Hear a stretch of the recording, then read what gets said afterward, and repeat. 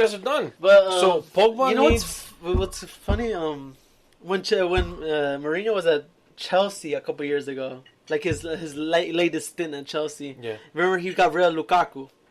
That's right. To Everton, and then he went to Man U and brought him back. Brought him back, yeah. And now Lukaku. He got rid of Mata, and he received Mata once he got to Man United. And then now they have a really good relationship, Lukaku and Mourinho. I don't understand. Lukaku was like I'm Mourinho's sergeant on the field. I was like, excuse me, I didn't know you guys were good. I didn't know that they were that good. I was like, whoa, what the hell? So basically, what we're both saying, what we're both agreeing on is this. Liverpool can't really face a Premier League side in the Champions League. In terms of if they can win? League. Yeah, exactly. If they what team they have the best chance of winning? Like what? Like you're saying, like if they'll lose if they first a Premier League team. Yeah. I think they'll lose if they first any team except Roma. Right. Yeah, I agree. I agree with that. Yeah. Yeah, because their record against Premier League teams: 2 wins, 4 draws, 2 losses, and who knows if they'll lose, win, or tie against Man United this Sunday. Yeah, and like they're saying, but Tottenham beat Real Madrid 3-1. It's like, yeah, but see them in a knockout, a knockout that's round. the thing. Yeah. Like people say, look at the results. No, the results that they had earlier in the season or seasons ago, that goes years ago. That's out the window. Yeah. It's the same thing with the World Cup. You win all the qualification games. You get to World Cup, you lose. Oh, but they won. That doesn't matter. They're done. They're gone. Yeah, let me ask you a question. When Actually, no. I think this is no. I hope you're not gonna bring up what I think. I'm not gonna say it because then you might actually talk about it. But I want to see what you're talking about. Who did you root for the final last World Cup? I didn't fucking watch that shit. Fuck that shit. I honestly. Okay. I gotta know. I gotta know. All right. What was your mind going through as you watched the semifinals of Brazil and Germany? Oh man, I was in shock, utter shock. I knew for a fact we were going to lose, but you being a fan of your country, rooting for your country all the way, you have that hope, man. You really have that hope. And to see 7 goals go by, like past the goalkeeper, it hurts. Like honestly, I would have gone through exactly. I honestly prefer to go through 7 breakups within a month than have to see that. I'm not even kidding. That hurt me so bad that when people mention it to me today, I'm like, you know what? Go fuck yourself. I don't even give a shit if you're a Brazilian fan. I don't care, man. Did you hear that? Did you hear that joke they did on the website Pornhub? No, I didn't, but I'm pretty sure it's funny. And they're like, it was like Germany gangbangs Brazilians, and they showed highlights of the game. Oh my god, dude, that's not even funny. But it got so bad. Pornhub had to tell them like, people, can you stop posting highlights of that game on the website? I was dying when that happened. No, that's not funny. That's not funny at all. I mean, it was funny a little bit. How much therapy did you go through after? I'm gonna be honest with you. I cried after the 4th goal, and I just couldn't stop crying. If you were to see me, and not being a soccer fan, you'd think someone died. I came running to my girlfriend. Then I came running to her, crying. She didn't know what the hell was going on because she's not that big of a soccer fan. She's like, "What's going on?" And then afterwards, I was done. I told her, and she was like, "Are you serious?" But I'm like, "Dude, do you not know what this is to me? Like, this is the world to me." Some girls don't. Some girls, like, you're gonna be so mad about the game or nervous about it. You're like, what's wrong with you? It's like, look, you don't know how this feels to me, you right? Really this hurts me here. I mean, it's a 7-1. If it's a friendly, don't give 2 shits. It's a World Cup in your own backyard. That shit's gonna kill you. That will kill you. And I'm gonna let you in on not even a secret, but when I was younger, when I was growing up 5 or 6, I used to just root for Brazil and Argentina because they were good. Yeah, everybody does. Well, not only them, but at this point, I just hope they lose everything. Who? Brazil, Argentina. Man, fuck you, bro. That's. Not I just don't like funny. top teams. I like underdogs. Yeah, I get you. I mean, like Iceland. Who's not gonna root for Iceland? Word. I mean, even a rival. I went to Iceland last year. Get out of here. I went to Iceland. I saw the Northern Lights and everything. No way. Yeah, it was amazing. It's expensive as fuck. Like to travel there. To travel. The tickets are $700 to go there. That's not that bad. And then I got there. My Airbnb for 7 days was $200, right? But to wait $200 each day? No, for 7 days. 7 days? I know what you're saying it's good, right? But the prices to eat and drink, Bro, man, an LIT costs like $38. Excuse me? An LIT mixed drinks minimum $20. Is God the bartender? No, I don't Is know. that, like, I don't know. Like, what the fuck? I feel like the thing is everything's imported because Iceland's an island.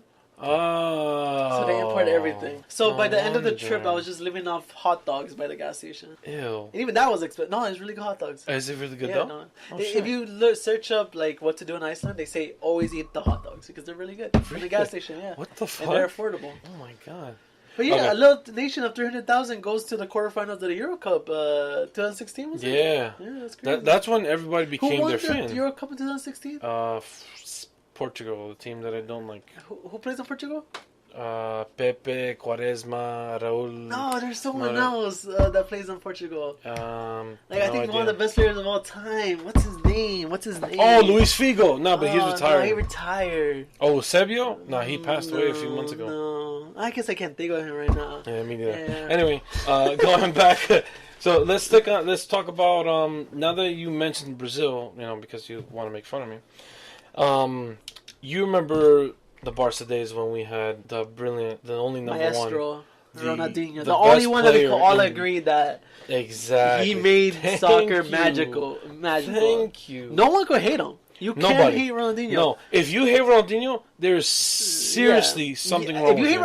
Ronaldinho, you must hate puppies, kittens, you must hate little Exactly. kids, you must kick babies. Exactly. Like, you can't hate Ronaldinho. You really can't hate that guy. So speaking about him, he could have stayed longer at Barcelona than we saw him, because he only stayed about 3 to 4 seasons. For a magical season. I mean, yeah, he really. It might have been short, but he made that shit amazing. So he actually left because of political reasons, because of the vice president who was. There was election year, and Sandro Rosell, which was the vice president at that time, he stepped up, won, and then Ronaldinho was like, "I'm out." And Pep Guardiola actually called his agent and like begged him to stay, like really begged him to stay, and then he like was done with the agent, so he called Ronaldinho like on his cell phone, like, "Yo, dude, I need you here. Like, I want you here." Can you imagine what Barca could have done extra with Ronaldinho? But they were already good enough. That was Of their course, golden yeah, but age. why wouldn't you want to see Ronaldinho at Barcelona anymore? I would, but I think they're fine. Messi became like one of the best players in the world. He could have been better. Better. You're telling me Messi could have been better? All right, better earlier. How about that? No, better he earlier. needed Ronaldinho to leave to That's take true, that yeah. mantle, to take that place. Come on, man, but I miss Ronaldinho. Oh, we all miss Ronaldinho, man. I'm gonna be honest with you, like honest only with like you and the 4 people that listen to this. I physically cried the day that I saw the news that he was retiring. I was like, no, this can't be happening to me. He's literally for me, what he is to me is what Messi is to everybody else, and Ronaldo is to everybody else. Like, he's the only soccer player in the entire world I would ever worship. I don't even look at any other player. I'm like, all right. I see Messi's things. I'm like, all right, wow. I see Ronaldo play. I'm like, wow. Ronaldinho But then I had see this, like- Ronaldinho, and I'm like, whoa. Like Cristiano and Messi, they divide people, but Ronaldinho just brings He brings that. that. It's just like the English guy, Beckham. Is the same? Not. I mean, it's not as much as Ronaldinho, but he's up there. Like, you It's can't just- hate Beckham. Beckham is like a international brand, right? Like, people True. recognize him. Yeah. It's not so much as they worship him as a player. You worship Ronaldinho. Yeah, like I have. Yeah, he definitely. was just legendary. He is legendary. He's just like a living urban legend. you Yeah, know? he's. Beckham was just bended like Beckham. Like no, I wouldn't compare the two. No. Like, I wouldn't He personally. is. For me, like, you can ask anybody in my family. You can ask my fiance.